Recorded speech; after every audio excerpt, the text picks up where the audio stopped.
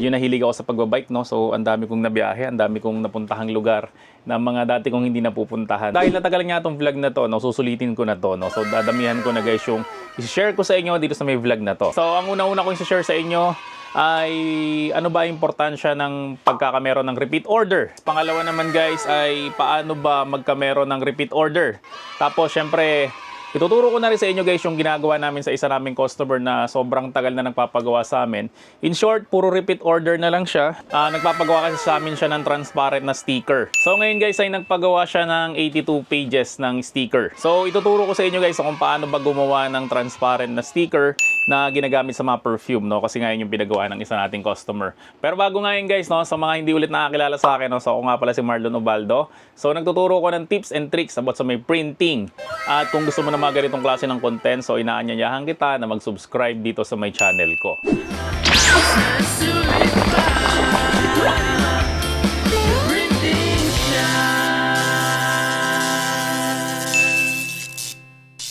Unahin na natin guys, no, ano ba ang importansya ng repeat order? Siyempre unang-una dyan guys is meron kang sure na monthly income. Kapag ka naubos yung isang product nila o yung isang item na binibili sa'yo o service na binibili sa'yo, ay uulit-ulit yan. So kung monthly siya guys na nag-a-avail sa'yo, ibig sabihin nun monthly meron kang income dun sa may customer na yon. Eh kung 10 yung customer mo na gano'n, no, so ibig sabihin monthly is sure na income na meron ka na dun sa may 10 customer na yon. So hindi ka na paulit-ulit na naghahanap ng customer, no, kasi yan ang isa sa mga nakakainis sa business.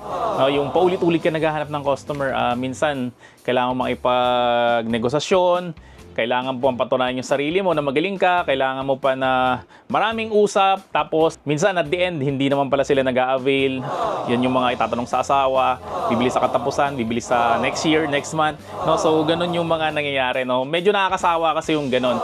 So, para hindi ka na paulit-ulit na gumaganon guys, no? Mas maganda guys, meron kang repeat order. Para guys, yung mga dati mong customer, sila na lang ulit yung mga customer mo na paulit-ulit lang rin. Kapag ka repeat order na guys, no? Hindi mo na sila kailangan kumbinsihin ulit ng paulit-ulit. Kasi nga guys, alam na nila kung gaano kaganda yung produkto mo, services mo, alam na nila expect. So, hindi mo na kailangan sila na ipakita yung mga ginawa mo dati o yun nga, o kumbinsihin mo sila na kailangan ulit nilang umorder sa'yo. Kasi nga, pag nagustuhan nila yung product mo, order at order lang yan. Pangalawa guys na kinagandahan o importansya ng repeat order ay yung satisfied at mga happy customer, no? Siyempre, bilang isang negosyante o bilang isang gumagawa ng mga sticker na kamukha ko, no, napakasaya ko kapag yung customer ko is masaya. Pinaka the best yan guys, no, yung sticker na ginawa mo, nakikita mo sa mall.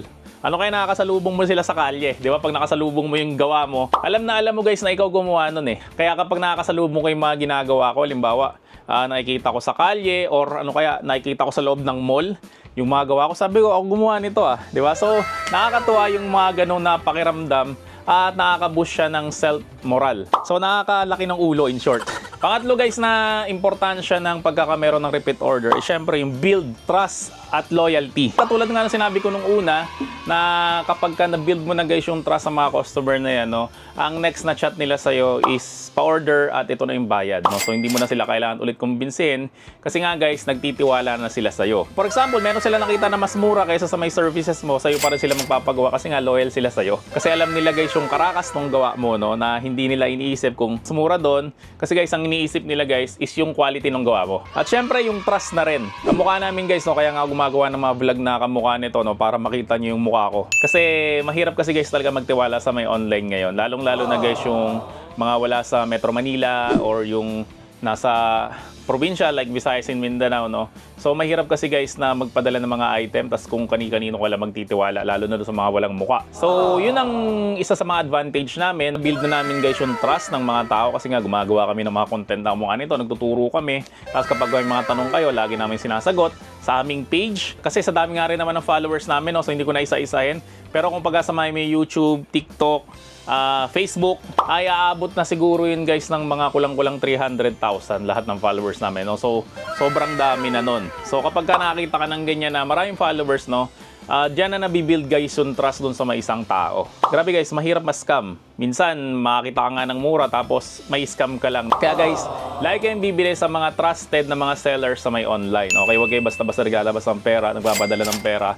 Baka mamaya guys yung pera nyo na yun is lumipad. Then pang-apat na kinagandahan ng repeat order is business referral. Okay, so kapag nagustuhan nga nila yung mga product o services mo, nagre-refer na lang sila. Yung tinatawag na word of mouth advertising. So wala kang ginastos doon. Hindi mo kailangan gumastos through FB ads, hindi mo kailangan gumastos through Google ads. So ang mismong nag-a-advertise na sa'yo is yung mga tao na. So, halimbawa, may nagtanong sa kanila, saan mo pinapagawa yung sticker mo?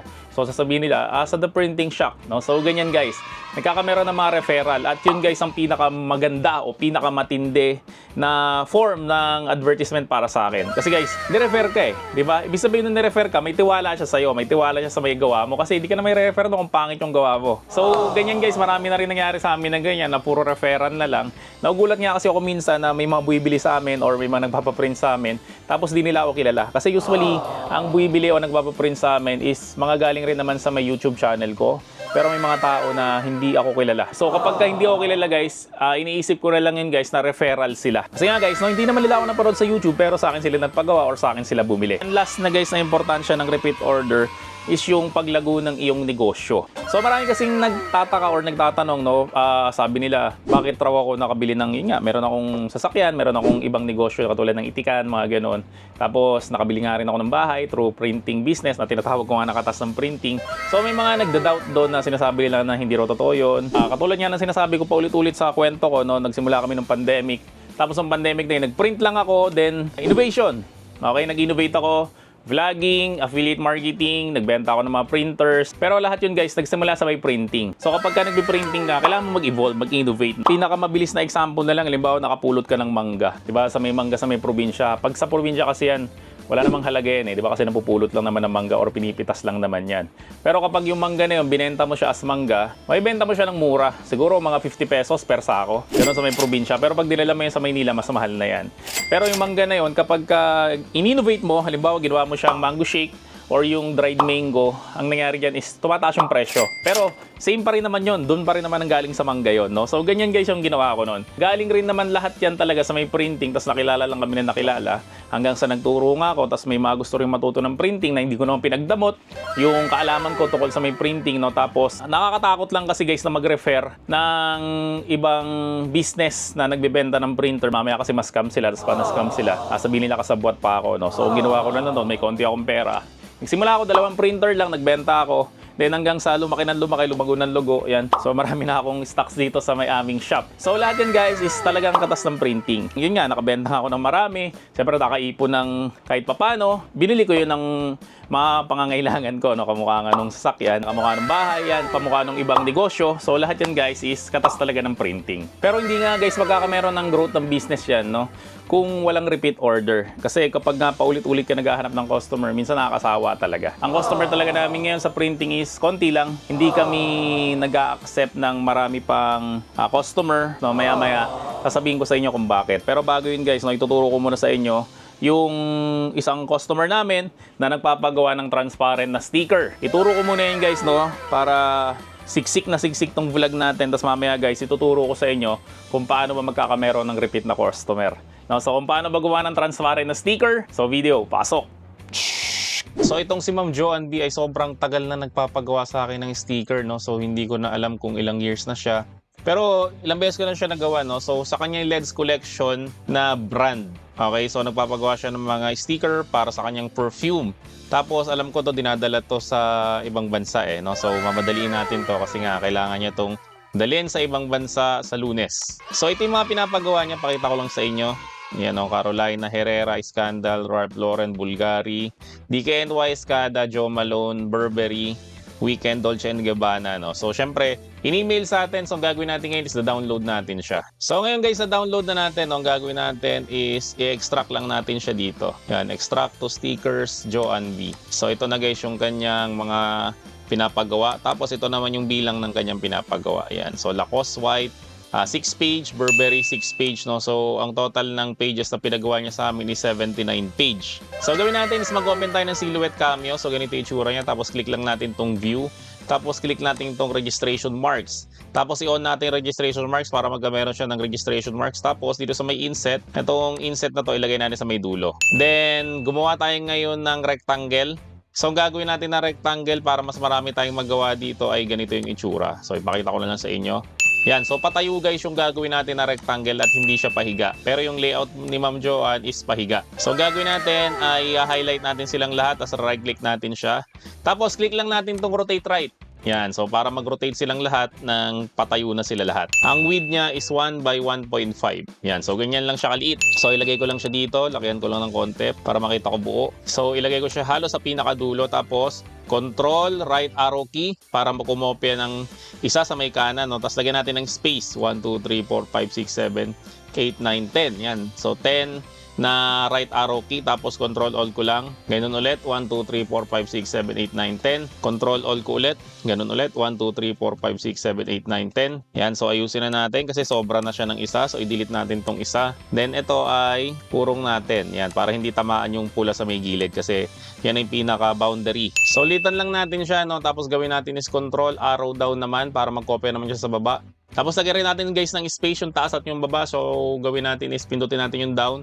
1, 2, 3, 4, 5. Yan, mga ganyan lang. Tapos control A natin ulit guys. Tapos control arrow down ulit. No? Tapos lagyan ulit natin ng space. Tapos ganun ulit guys gawin natin. Control arrow down. Tapos lagyan natin ng space. Yan. So ito na guys yung pinaka templates natin ang gagawin sa kanya. No? 1 by 1.5. Tapos dito guys, ito masyado siya mababa. So click natin tong advanced options tapos bottom inset guys, no? So itaas natin siya. Tapos pindutin natin guys sa ating keyboard control A para lahat sila ay magsama-sama, tapos right click natin. Then, click natin tong group. So ngayon guys, magsisimula na tayo mag-print. Syempre, itong kay Ma'am Joanne, halimbawa, ito, simulan natin sa may Lacoste block. So gawin natin guys, lagyan natin siya ng offset, katulad nga ng sinasabi ko, para kapag lumagpas ng konti yung cut niya, hindi pa rin siya halata. So gawin natin is control A natin guys, na tapos pindutin natin to, itong star sa may gilid, yung open the offset panel.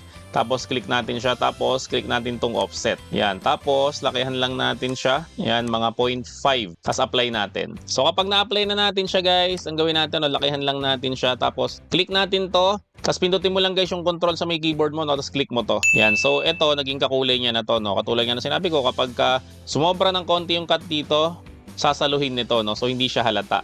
Tapos click lang natin tong send, then lakihan lang natin siya guys.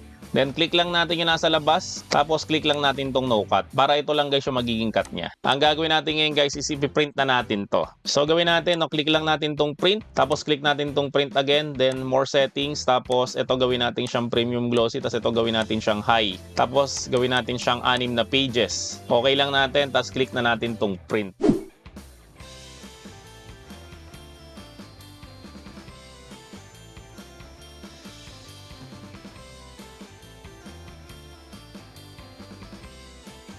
So guys, sa mga nagtatanong, no, ano bang material yung gagamitin natin, no? So ang gagamitin natin guys ay ito. Itong QUAF na transparent na vinyl na sticker, no? Kasi yung iTech nito ay meron rin siyang transparent, no? Ang problema hindi talaga siya clear.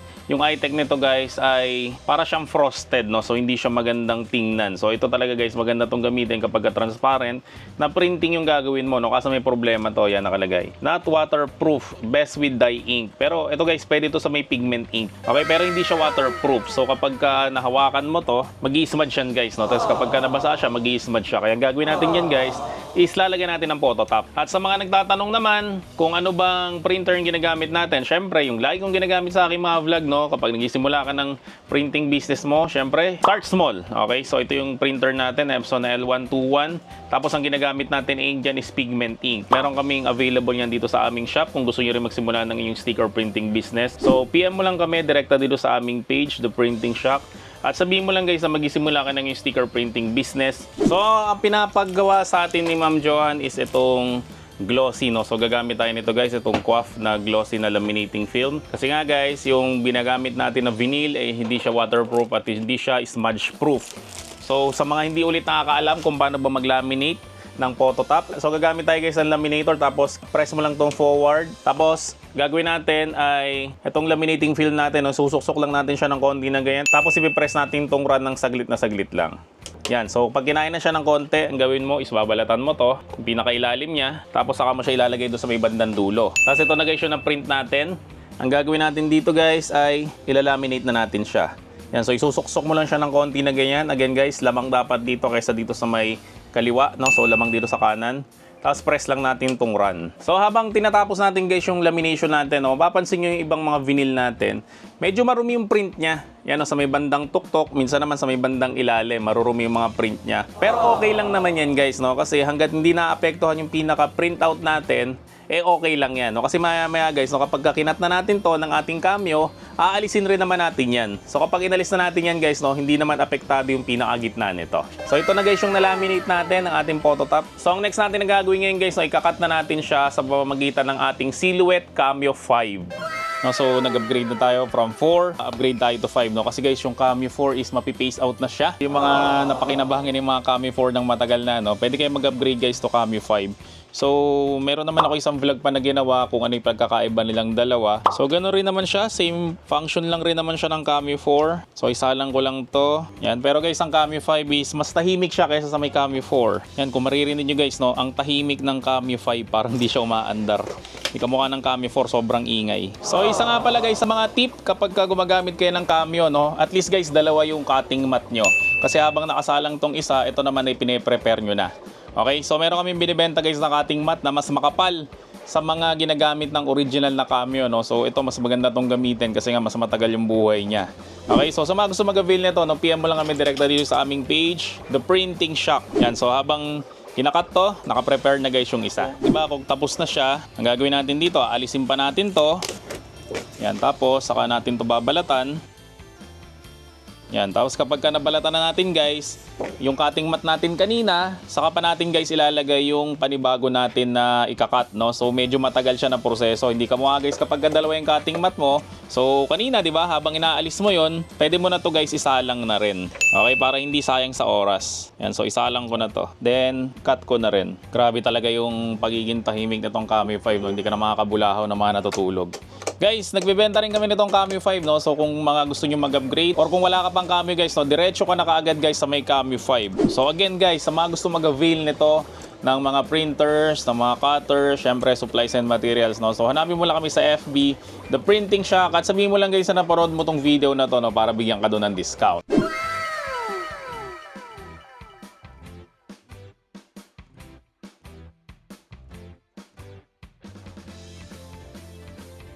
So ito na guys yung nagawa namin. Yan, so ganito siya karami. So umabot siya guys ng 82 pages. So meron kaming promo na tinatawag. Mamaya guys, i-discuss ko sa inyo kung anong promo na yun. Pero bago yun guys, tuturo ko muna sa inyo guys, no, kung ano ba yung mga paraan para magkameron ka ng repeat na order. So yun na nga, unahin na kagad natin yun para hindi na tayo masyadong lumayo. Unang-una guys, no, magbigay ka ng freebies at syempre magbigay ka ng promo. So yung pinaprint niya dito is free yung 12, no? Kasi meron kaming promo. Pag nagpa-print ka ng 20, may libre kang 5. Pag nagpa-print ka ng 50, may libre kang 12. So kapag ka nagpa-print ka ng 100, may libre ka na 30 pages. So bigyan ko kayo ng sample computation ng kinita ko dito. Isang ganito guys is 20 pesos. So binibenta ko siya ng 50 pesos ang isa. Minsan 60 pesos ang isa, depende yan sa phototop na ginamit ko. So kapag ka glossy, sinisingil ko sa kanila is 50 pesos lang. Okay, so sa bawat isang ganito, meron akong 30 pesos. 82 ang pinagawa. Ang binayaran sa amin dyan, mga 70 pages. So sa 70 pages na yun guys, meron akong 30 pesos bawat isa. So kumita ako ng 2,100 pesos. Tapos sabihin na natin yung 100 pesos is babawas pa natin, no, kasi nga free shipping. So kumita ako dun guys ng 2,000 pesos. So ito ginawa ko to siguro mga 3 to 4 hours. Sabihin natin yung 4 hours kung ginawa siya, no. So nagre-range ako ng 500 pesos per hour. So ang kinagandaan pa niyan guys, no, next week or next month magpapagawa siya ulit kasi nga may repeat order siya. Sabihin na lang natin na every 2 weeks nagpapagawa siya. So, meron akong 4,000 pesos sa isang tao pa lang per month. Tapos meron sa amin nagpapagawa na isa pang medyo malaking client yon kasi may-ari siya ng hotel. So, nagpapagawa siya sa amin ng 500 pages per month. So, sa 500 pages na yun guys, ang profit ko naman doon is 40 pesos, no? Kasi may design yung phototop niya, which is glitter. So, 40 times sa 500 pages, so meron ako 20,000. So, monthly yun guys, no? Nakakontrato niya sa akin na monthly ako gagawa ng sticker niya na dinidikit nun sa mga shampoo, sabon, toothpaste, toothbrush doon sa may hotel niya. So, 2 tao pa lang yan guys. So, ito meron akong 4,000 monthly, tapos isa naman 20,000. So, meron akong 24,000 monthly sa 2 tao pa lang na yon. So, yun yung sinasabi ko sa inyo kanina, na hindi nyo kailangan na maraming customer, kahit konti lang yung customer na yan. Pero kapag repeat order yan guys, buhay na yung business mo. Kasi guys, mahirap talaga yung negosyo na paiba-iba yung customer mo. Kasi mahirap talaga makipag-usap sa tao at mahirap talaga makipag-close deal. Pangalawa naman guys, quality over quantity. Kamukha nga guys nung sinabi ko kanina, no, hindi kami naghahanap ng maraming customer kasi quantity yun eh. Paramihan ng gawain eh. Kasi pag paramihan ng gawa guys, nangyari yan, nako-compromise yung mga dati mo ng customer, baka madaliin mo yun. Kasi nga, kailangan mo pang i-print yung sandamukal na customer mo at mamadaliin mo na yung mga dati mong customer. Kasi nangyari sa amin yan guys, yung isa kong customer na bad trip. Kasi yung dating high quality print, ginawa ko standard print lang. Ang kontrata ko sa kanya is 15,000 pesos monthly. So lumipat siya ng ibang supplier ng sticker. So imagine nyo yun, no? 15,000 monthly na naging bato pa. Sayang yung income kasi nga inuna ko yung quantity. So gusto ko kasi dati lahat ng customer sa akin. So hindi pala ganun yun guys, no? Kailangan alagaan natin yung mga dati nating customer o yung mga loyal nating customer. So lagi natin guys pipiliin yung quality over quantity. So kapag bago kang customer namin, nagpa-print ka sa amin ng sticker, talagang pinaghihintay namin yung mga bagong customer. Kung willing sila maghintay. Kasi nga marami na kaming mga dati na ng customer. Kasi hindi ko ipagpapalit guys yung mga dating kong customer sa mga bagong customer. Lagi kong pipiliin guys yung mga dati ko ng customer kasi sila na yung mga na-build ko na yung trust at mga loyal na sa amin. And pangatlo guys, tingnan nyo yung mga feedback ng mga customer mo. No? So huwag mo silang babaliwalain, tingnan nyo yun. Minsan kasi may mga pagkakamali rin kami sa mga printing namin na hindi naman naiwasan, no? Kasi tao rin naman kami. So example, may mga sira na ganito. So ginagawa ko, dinadagdagan ko siya. So sa akin guys, okay lang na sumobra yung bigay ko kaysa magkulang. So chine-check namin lahat yan guys. Kapag may kulang dyan, kahit mga 5 piraso lang na sticker, pinapalitan ko yun minsan ng isang buong sheet. Isa kasi may mga customer talaga na masisela na kahit 1 piraso lang yung sira, nagre-reklamo sila. Lagi namin chine-check yung ganon, na kapag may mga kulang, lagi namin dinadagdagan. Hindi kami guys nagpapadala ng mga kulang na mga sticker sa mga customer. Lagi naming sinusure na sobra. Makikita nyo na iba-iba yung pangalan niya. Yan kasi ito yung mga nasirang sticker, so dinadagdagan namin. So yan guys, 3 lang na yan. Kapag sinunod mo yan, sigurado guys na magkakameron ka ng repeat order. Pero sa printing business kasi guys, para magkameron ka ng repeat order, hindi basta-basta papasok ka sa printing business at kung ano na lang i-offer mo. For example, walang repeat order guys sa mga damit. Okay, kasi ang damit, di naman yan nauubos. So, para hindi ko napahabain guys, ang isa sa pinakamagandang printing business talaga sa repeat order ay katulad nga ng sinasabi ko, pero for the sake ng mga first time nanonood sa akin, ay mga sticker label. Kasi ang sticker label guys, no, lahat ng product kasi sa bahay mo o lahat ng product sa mundo, kailangan nila ng sticker label. So kapag guys naubos yung product nila, kailangan ulit nila ng panibagong label. So order ulit sila sa inyo. Nang paulit-ulit lang, okay? Hanggat buhay yung negosyo nila, buhay guys yung negosyo nyo rin. Kapag yumaman sila, madadamay rin kayo. So ganun guys ang kinagandahan ng sticker printing business. Dagdagan ko na rin ng isa pa para ma-keep mo yung mga customer mo sa repeat order. Ang gawin nyo guys, no, halimbawa meron kayong kamukha nung sa akin na vlog or meron kayong social media accounts like FB accounts or FB page, no? Lagi nyo guys ipupush o tutulungan yung mga customer nyo na mag-promote ng mga products nila. Okay? Kasi kapag na-promote yung mga products nila guys, kahit na madagdagan lang ng konti mga buibili sa kanila, no? Still benta pa rin yun. So kapag nabenta yun guys, yung mga product na yun at meron yung label nyo, syempre nga naman kapag naubos yun, order ulit sila sa inyo. Kamukha nga nito ni Ma'am Joanne na sobrang tagal na nagpapagawa sa amin. Hindi ko na alam kung ilang years na siya nagpapagawa. Siguro mga 3 years or 2 years na siya nagpapagawa sa amin. Sobrang tagal na. Tapos ang ginagandahan pa niyan is pinapadala niya to sa ibang bansa. Actually kapag rush ang gusto ng customer, ay nagpapadagdag kami ng 20% kasi rush fee yun or priority fee yung tawag namin doon. Pero dahil nga sa nakiusap lang naman si Ma'am Jo, so hindi ko na nilagyan guys ng priority fee yung kanyang pinagawa. Tapos yun nga, hanggat kaya namin tapusin yung due date na gusto nila, ginagawa talaga namin yan. Dumating nga guys sa time na halos hindi na ako natulog para lang matapos yung sticker na pinapagawa ng customer. Kasi may due date talaga sila guys. No? So pag pinangako natin guys yung due date na yun, kailangan ma-reach natin yun guys. No? Kasi nakakahiya talaga, nakakahiya kapag hindi natin na-reach guys yung due date na sinabi natin. Okay? Kasi hindi lang naman tayo yung naaabala nun, pati sila guys naaabala rin sila. So again, kay Ma'am Jo, so maraming salamat ulit sa pagpapagawa nyo. At sa mga customer namin na paulit-ulit na nagpapaprint sa amin, no? So sobrang salamat, hanggang ngayon nagtitiwala pa rin kayo sa The Printing Shop. At hindi naman namin sisirain yan kasi hanggang ngayon ako pa rin yung gumagawa ng mga sticker nyo. So kapag ka nagpagawa kayo ng sticker sa amin, sinisigurado kong quality yan. Kasi ako'y gumagawa niyan, walang iba. Hindi ko pinagkakatiwala sa iba yung paggawa ng sticker. So doon ko na guys tatapusin tong vlog na to, no? So kung nagustuhan mo nga tong video na to, pwede ka mag-subscribe, at kung mas gusto mo tong video na to, no, pwede mong i-click yung join button dyan sa may ilalim ng mga videos ko. At magbabayad ka lang ng 25 pesos, at kung may mga tanong ka guys, no, mas masasagot kita kasi magkakameron ka ng badge. Tapos yung badge na yung kitang-kita ko kaagad sa may comment section yun. So kapag ka may mga tanong ka, siguradong ako yung sasagot sa'yo kasi dito sa may YouTube guys, ako lang yung sumasagot dyan sa may inquiry, dyan sa may comment section na yan. So maraming salamat ulit sa panonood nyo. See you on my next video at bye-bye!